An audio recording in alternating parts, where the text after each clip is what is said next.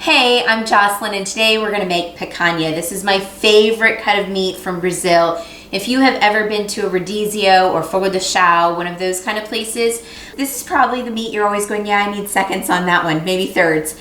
It's kind of, it'll end up being in like sort of twirly shapes on the steak when they come over and shave the bits off. My husband's Brazilian mom, from when he lived in Brazil, she passed away recently, and so this is sort of in memory of Bertha.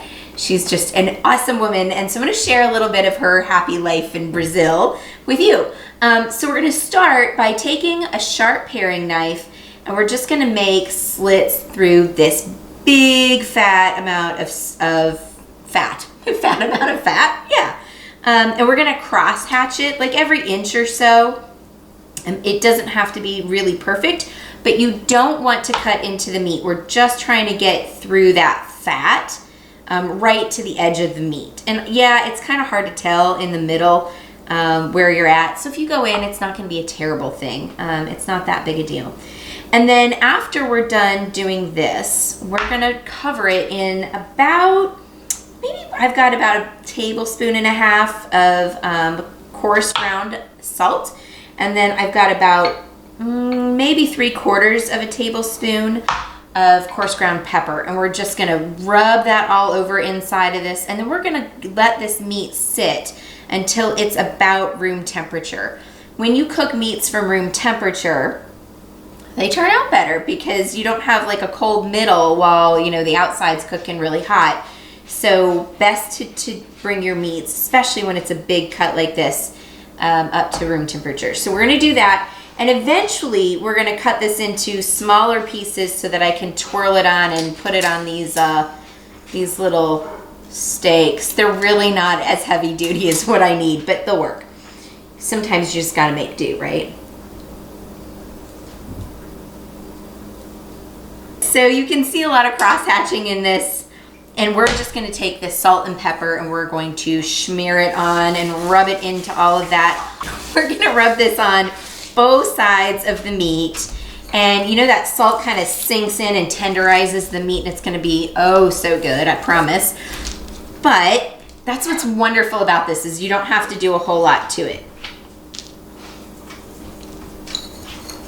Okay, so it is all lovely and dressed, and we're just gonna let this rest for, I don't know, it's probably gonna be about an hour or so before it comes up to room temperature, and then I'm going to slice it and show you how to put it on the grill.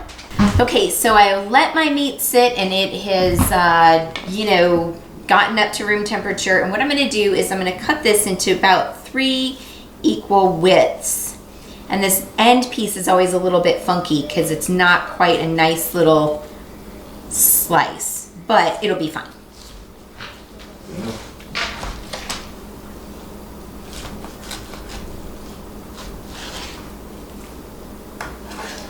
Look at that, isn't it beautiful? All that fat is going to taste so good when it cooks down. Okay, so now for the fun part. We're going to kind of try and roll these up on themselves.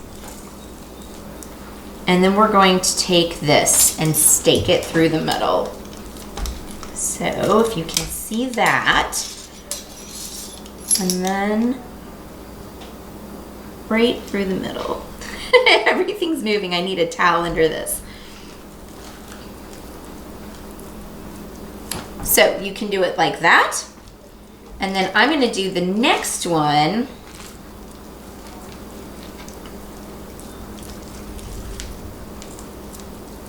a little closer in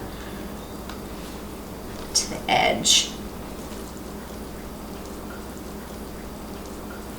And this one is not going to fit on that, so I've got a second steak here. All right, there we go. So I'm just gonna put these on the grill and let them sit. If you need them to be a little bit tighter, you can use another kebab, just put it right through the end. But you know what, this usually works pretty well. Sometimes having two makes it easier to flip them. Then you know the meat doesn't roll around. But typically I don't find a need for it. But if you do, that'll work too. So we're gonna stick these on the grill and we're gonna cook them to about rare, medium rare. This doesn't have a ton of fat running through the inside of it, so you really don't want to overcook them. If you overcook them even a little bit, this is going to taste like a tire. But if you cook it rare or medium rare, it's going to melt in your mouth and you're gonna love it. Okay, so we have grilled these beautiful pieces of meat and they're dripping a little bit. I have let them rest just a little bit, and when you are at a rodizio, they are going to come by and they are going to, I can't do it like they do, they're like such pros. I'm gonna make a mess. They will just slice down the side of this and you take the meat off with some tongs, right? So what we do, because these are nice and thick, we have the ability to cut pieces off the sides and then throw these back on the grill, because that's what they actually do at a rodizio. So you can cut down until it's like maybe a little too raw in the middle, because these are nice and thick, and then you can get that little bit. I'm gonna eat this now. Oh my God, it's so good. Y'all, this is my favorite meat. Anyway, so when we got a bunch of this cut off, we're gonna throw it back on the grill, and then we'll bring it back, and so we'll continue to eat over the course of a couple hours and hang out and talk and have some beijeliginha, which is really good cold beer. So hope you enjoy this, and if you ever get a chance to go to a rodizio in Brazil, oh my gosh, nothing better. And to my Bertinha. Amo te. Amo te. Amo. Amo. Bye. See you later.